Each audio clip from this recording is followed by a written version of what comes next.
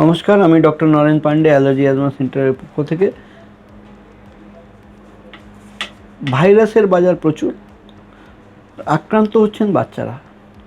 প্রচুর বাচ্চারা এখন সমানে কাশি, সর্দি এসব নিয়ে ভুগছেন। আজকে এটা নিয়ে আলোচনা করব।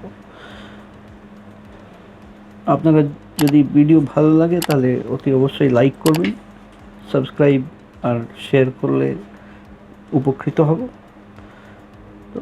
ছোট ছোট বাচ্চাদের প্রচুর সর্দি কাশি লাগছে।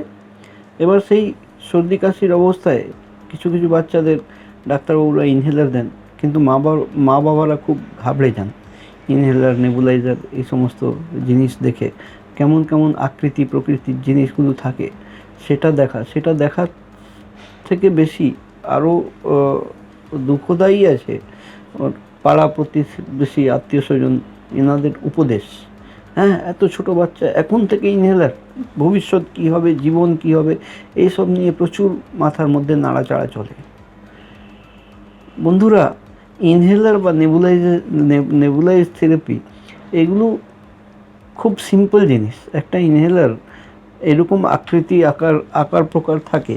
এই যে আকৃতি আকার প্রকার, এটা খুলে দিলে যেরকম ছোটো ছোটো বডি স্প্রে হয়, মিনিয়েচার বডি স্প্রে মতন জিনিসই এটার মধ্যে ওষুধ আছে শুধু স্প্রে হওয়ার জন্যে। আর এই জিনিসটা এরকম আকার প্রকার তৈরি করা হয়েছে এই জন্যে যে ডাইরেক্টলি আমরা এই চাপ দিয়ে বুকের ভেতরে ওষুধটা ওষুধটা যাতে পাঠাতে পারি।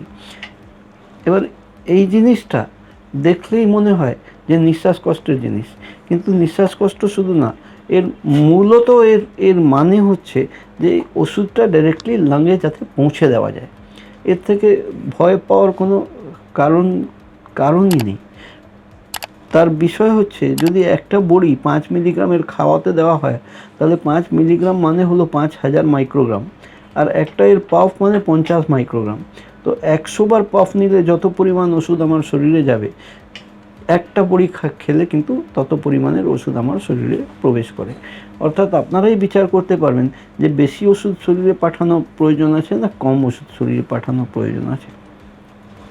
এই বাচ্চাদের যে কাশি, সর্দি, হাঁচি এগুলো হচ্ছে, এটার জন্য একটা ছোট সাজেশন আছে যে ভোরবেলা আর সন্ধ্যার দিকে চেষ্টা করবেন আইসোলেটেড রাখতে। আমরা ভোরবেলা সন্ধ্যাবেলা দরজা জানলা খুলে রাখি, ঘরের দরজা, যাতে ফ্রেশ এয়ার ঘরে ঢুকুক।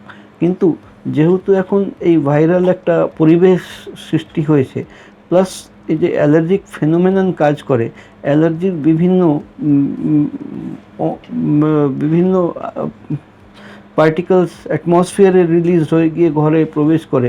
আর আর্লি মর্নিং, লেট ইভিনিং অনেক অ্যাবন্ডেন্ট পলিনিসিটি থাকে আমাদের অ্যাটমসফিয়ারে, সেই পলেন্সগুলো প্রবেশ করে বলে এই রোগগুলো তখন সেই সময় বৃদ্ধি পায়।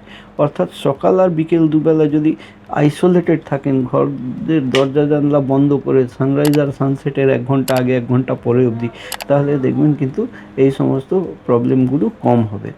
যদি আপনার বাচ্চা 4 বছর বেশি আছে আর 7-8 বছর কি 11-12 বছরের মধ্যে থাকে, আর এই ভোগান্তি রেগুলার যদি ভুগে থাকে, সর্দি, হাঁচি, কাশি, নিঃশ্বাসের কষ্ট, শুকনো কাশি, ড্রাই কফ এই সমস্ত যদি হয়ে গিয়ে থাকে, তাহলে ট্রিটমেন্ট নেওয়ার সাথে সাথে আরেকটা মডিফাইড স্কিন প্রিক টেস্ট পরীক্ষা করা প্রয়োজন। আর সেই মডিফাইড স্কিন প্রিক টেস্ট করে তার চিহ্নিত করে তার স্পেসিফিক ভ্যাকসিনেশন যদি করে দেওয়া হয়, তাহলে এই রেকারেন্ট ব্যাপারটা থেকে কিন্তু নিজাত পাওয়া যাবে। এই পরিষেবাগুলো যদি কোনো প্রয়োজন হয়, তাহলে নিচে অ্যাপয়েন্টমেন্ট নম্বর দেওয়া আছে, তাতে ফোন করে অতি অবশ্যই অ্যাপয়েন্টমেন্ট নিয়ে সশরীরে আসবেন। আসলে কিন্তু এই পরিষেবা দেওয়া যায়। আজকের মতন এখানেই শেষ করলাম। আমি doctor Naren Pandey, allergy asthma সেন্টারের পক্ষ থেকে।